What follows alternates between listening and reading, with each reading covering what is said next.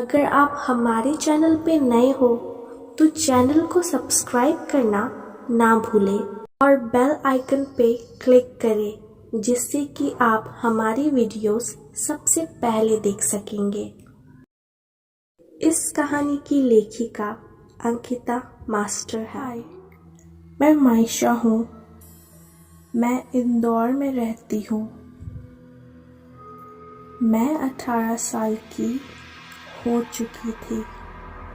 1 अगस्त 2016 में मैं और मेरी 2 फ्रेंड्स आशा और रूही मुंबई जा रहे हैं अपनी हायर स्टडीज़ के लिए। ये मेरी ज़िंदगी का सबसे खुशी के पल थे। मैं कॉलेज जाने वाली थी। मैं बहुत खुश थी। 2016 अगस्त 1 11 बजे हमारी फ्लाइट थी। मेरी मॉम, डैड और आशा के मॉम डैड और रूही के मॉम डैड हमें सी ऑफ करने एयरपोर्ट में आए थे। 11 बज गए। हम फ्लाइट में चढ़ गए। प्लेन उड़ने लगी। हम तीनों बहुत खुश थे और फाइनली हम मुंबई पहुंच गए। मुंबई एयरपोर्ट से हम तीनों सीधा अपने पीजी गए। हम तीनों के अलग अलग रूम्स थे। रूही और आशा अपने रूम में जाके सो गए। रात बहुत हो चुकी थी और इंटरेस्टिंग बात ये थी, मुझे एक नया फ़ोन मम्मी डैडी ने गिफ्ट किया था। ये मेरा पहला फ़ोन था। मुझे 12th तक घर से कोई फ़ोन अलाउ नहीं करता था, पर जब कि मैं मुंबई जा रही हूँ तो मुझे एक नया फ़ोन गिफ्ट मिला और मैं बहुत खुश थी। और अचानक से मुंबई में बारिश होने लगी। मुझे नींद भी नहीं आ रही थी। नया जगह था। फिर मैंने सोचा फ़ोन यूज़ कर लेती हूँ। मैंने अपने रूम के लाइट्स को ऑफ कर दिए और अपना फ़ोन यूज़ करने लगी। तभी एक लड़के ने मुझे फ्रेंड्स बुक पे फ्रेंड रिक्वेस्ट भेजा।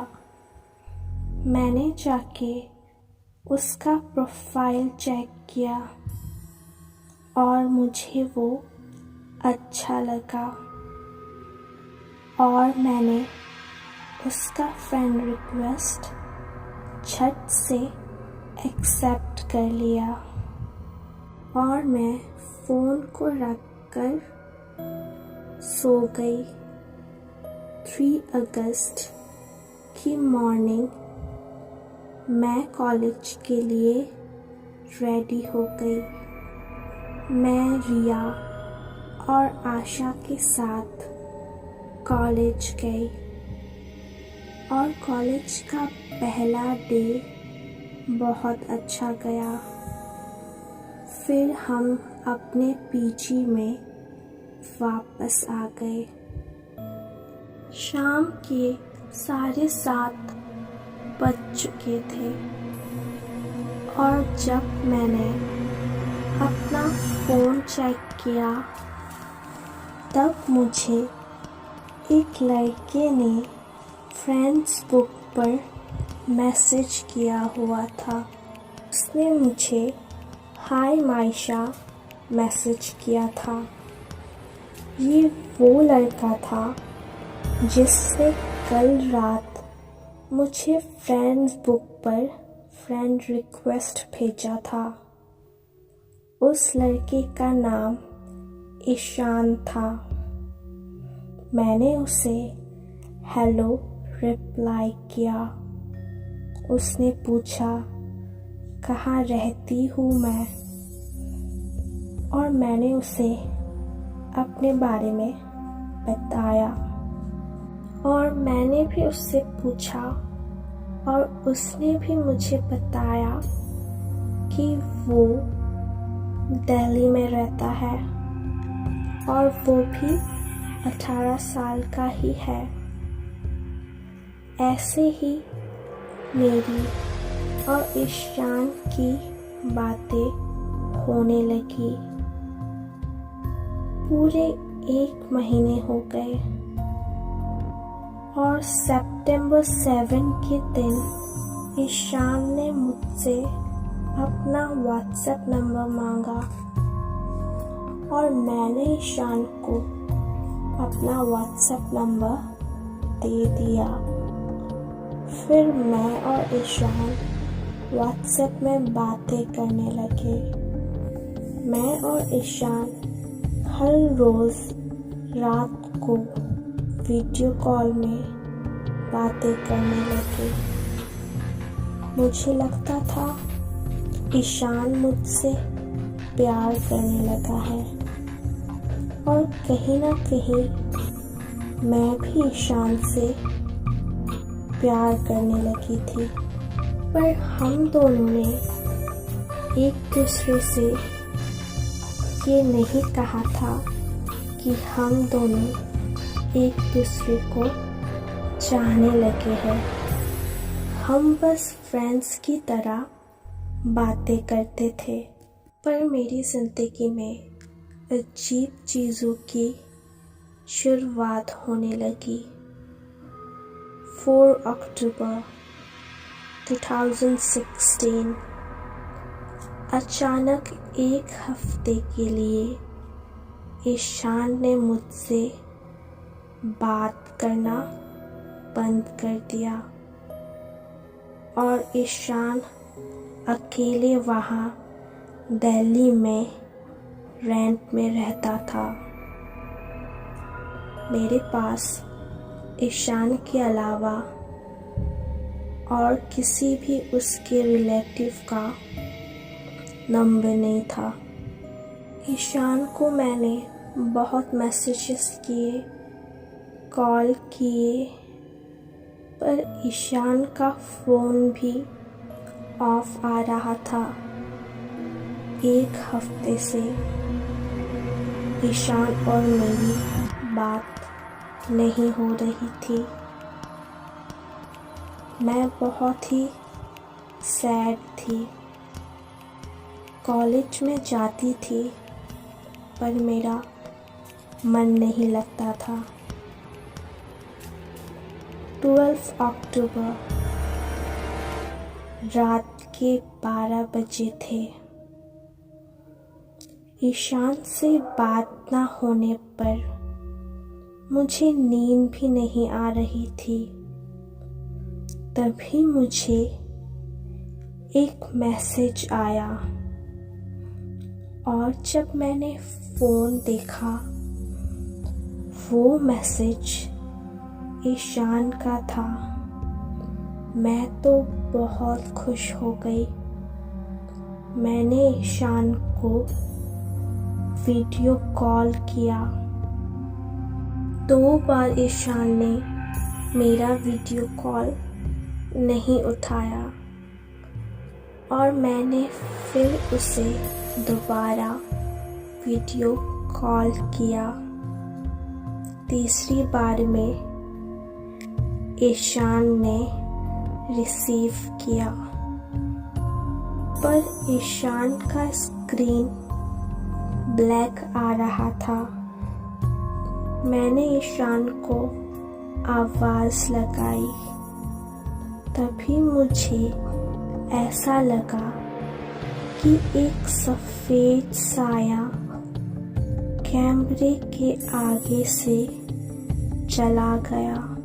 मुझे कुछ अजीब सा लगा, पर मैंने ईशान को फिर आवाज लगाई, पर ईशान कुछ नहीं कह रहा था। मैंने 2 बार ईशान को आवाज लगाई और जब तीसरी बार मैंने ईशान को आवाज लगाई और तीसरी बार में ईशान कैमरे के सामने आ गया। ईशान को देखकर ऐसा लग रहा था जैसे वो 1 हफ्ते से सोया नहीं था। ईशान का चेहरा सूंझ सा गया था। ईशान ने मुझसे अच्छे से बात भी नहीं किया और थोड़ी देर बाद फ़ोन रख दिया और मैं भी फ़ोन रख के सो गई। मुझे पूरी नींद आ ही चुकी थी कि अचानक से मुझे ऐसा लगा कि कोई बेड के नीचे से मेरा ब्लैंकेट खींच रहा हो। पहले तो मुझे ऐसा लगा कि ये मेरा वहम होगा, पर मुझे एहसास हुआ कि मेरा ब्लैंकेट खींच के किसी ने नीचे गिरा दिया है। तो मैंने अपनी आंखें खोली और जब मैंने अपनी आंखें खोली मेरे होश उड़ गए। ब्लैंकेट हवा में उड़ रहा था। मैं बहुत डर गई, पर हिम्मत करके मैंने ब्लैंकेट को पकड़ा। देखा तो वहाँ कोई नहीं था। मैं बहुत डर गई और ब्लैंकेट समेट के मैं फिर से सो गई और फिर सुबह हो गई। मैंने किसी को भी कल रात के बारे में नहीं बताया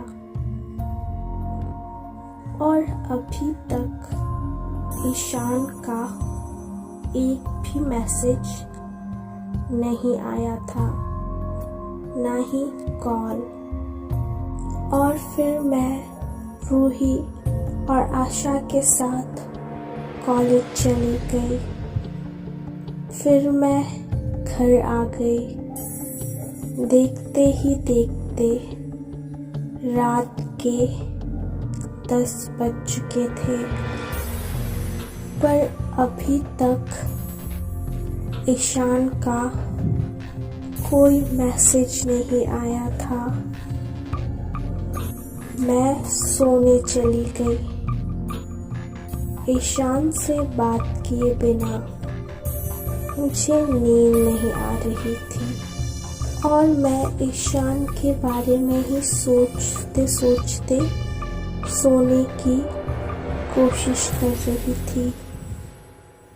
तभी अचानक मेरा फ़ोन बजने लगा। तब करीब रात के 12 बज चुके थे। मैंने फ़ोन देखा तो ईशान का वीडियो कॉल आ रहा था। मैंने कॉल रिसीव किया। ईशान ने अपने रूम की पूरी लाइट ऑफ कर रखी थी। मुझे ईशान का चेहरा धुंधला धुंधला सा दिख रहा था और ईशान ने मुझे गुड नाइट कह के फ़ोन रख दिया। ईशान अजीब बिहेव कर रहा था। मैं भी क्या करती और फिर मैं भी सो गई। मुझे हल्की नींद आ चुकी थी।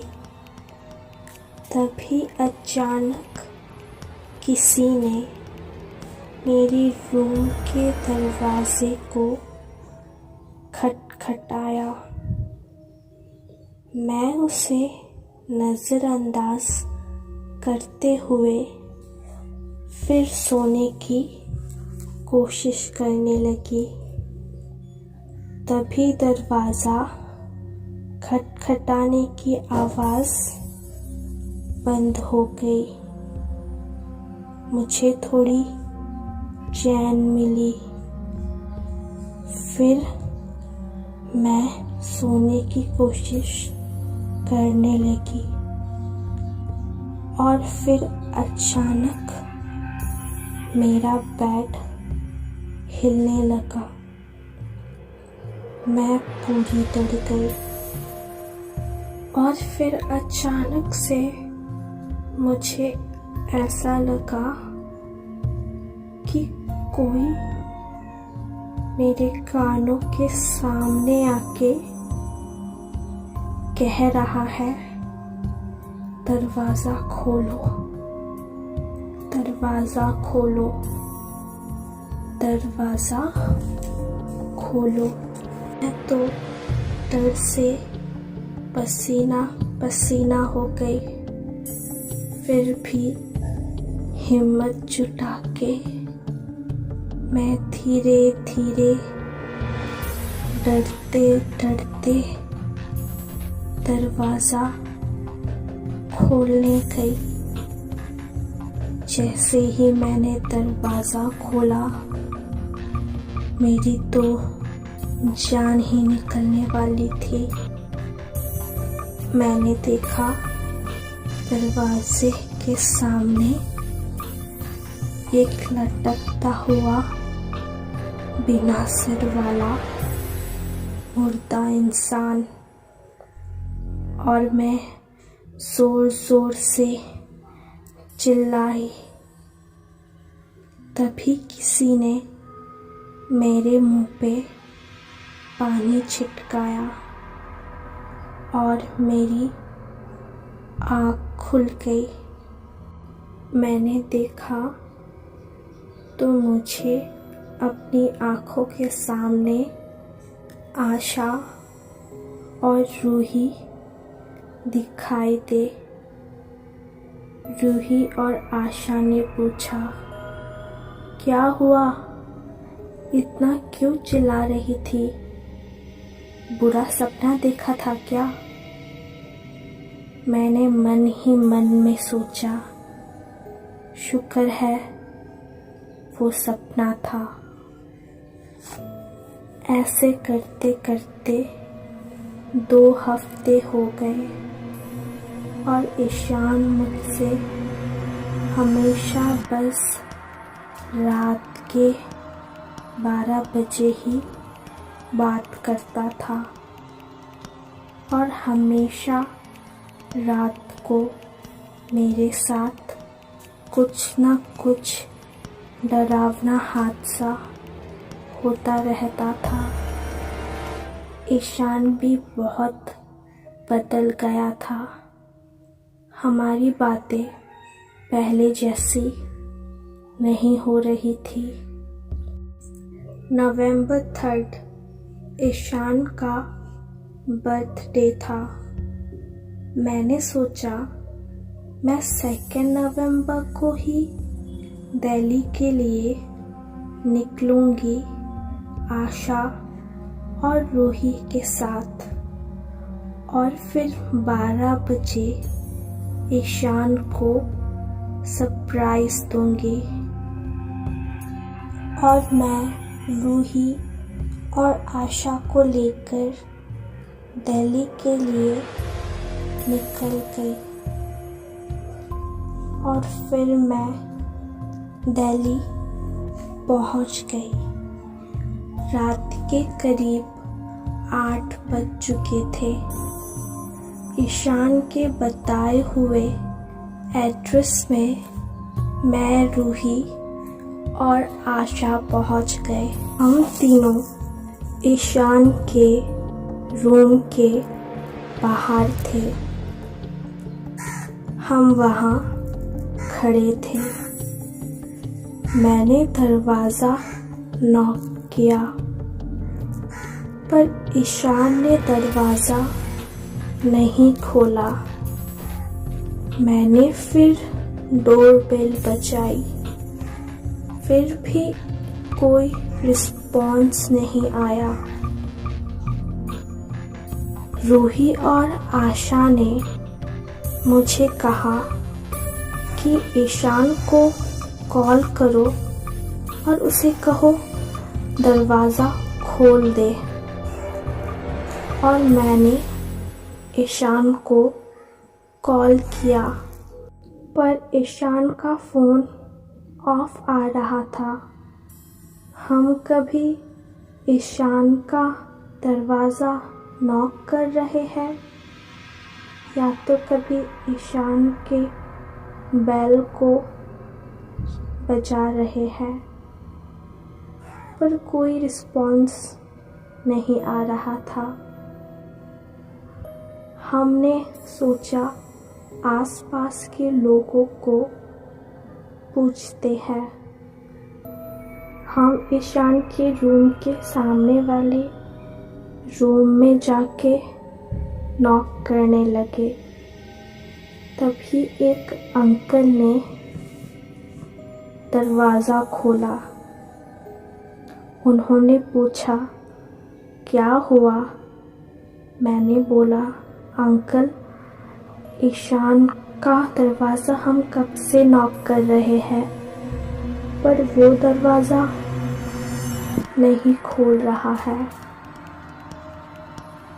उस अंकल ने हमें बोला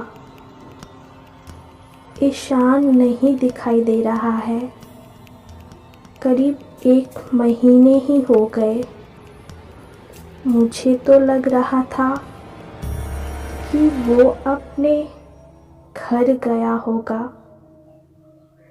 मैंने बोला उन्हें, नहीं अंकल, ईशान अपने रूम में ही होगा। देखिए, ईशान का रूम अंदर से लॉक है।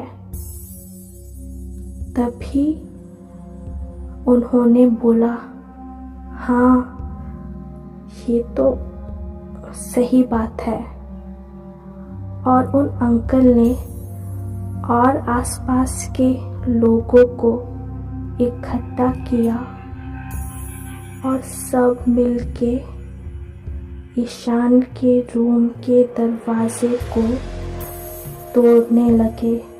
दरवाज़ा तोड़ दिया। दरवाज़ा खोलने के बाद हम सब ने जो देखा कि अंदर ईशान की लाश पड़ी हुई थी।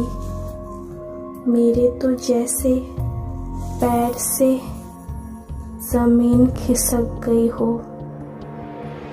मुझे कुछ समझ नहीं आ रहा था। मुझे याद आया कि 1 महीने से क्या हो रहा था।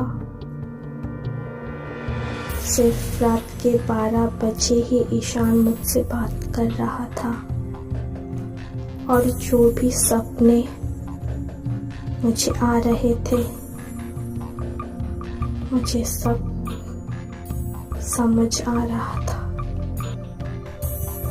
और फिर अचानक मैं बेहोश हो गई। वहाँ के लोगों ने मुझे पानी छटक कर होश में लेके आए। रूही और आशा मुझे पकड़े हुए थे और तभी ईशान को बाहर निकाल रहे थे। तब करीब रात के 12 बजने ही वाले थे और 12 बजते ही मेरा फ़ोन बजने लगा और मैंने फ़ोन देखा तो वहाँ मुझे ईशान का कॉल आ रहा था और वहाँ उसे दफन करने की तैयारी।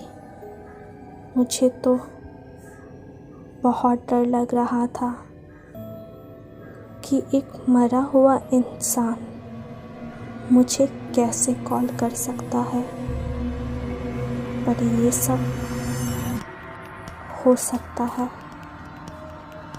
ये सब ईशान की आत्मा कर रहा था और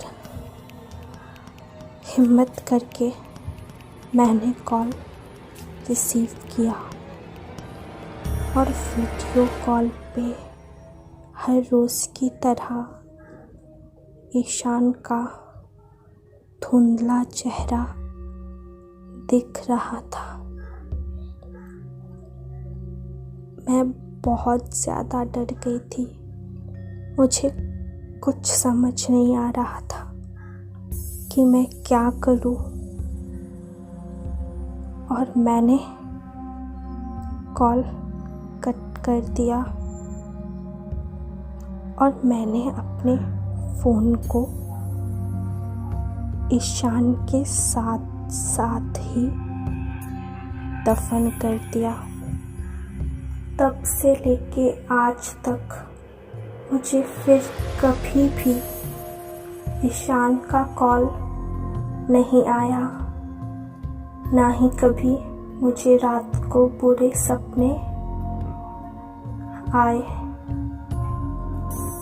मैं वही सोचती हूँ आज तक कि अगर उस रात मैं वहाँ नहीं जाती तो पता नहीं कब ईशान का मौत का पता चलता और कब तक मैं एक लाश से बातें करती।